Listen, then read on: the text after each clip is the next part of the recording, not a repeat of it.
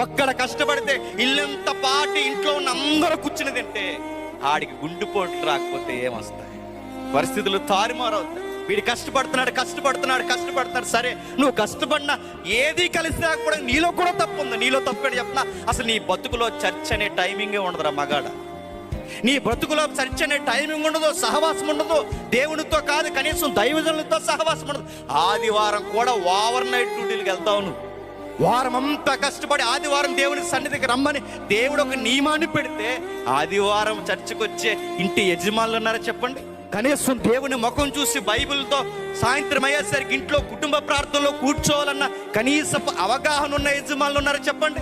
ఇలా ఏమీ లేనప్పుడు దేవుడు మనల్ని ఎట్లా దీవిస్తాడు చెప్పు? ఆయన ముఖం వైపు మనం చూడలేనప్పుడు, ఆయన మన కుటుంబాల వైపు, మన కష్టాల వైపు చూడటానికి ఆయన ఏగురమే ఉండడు.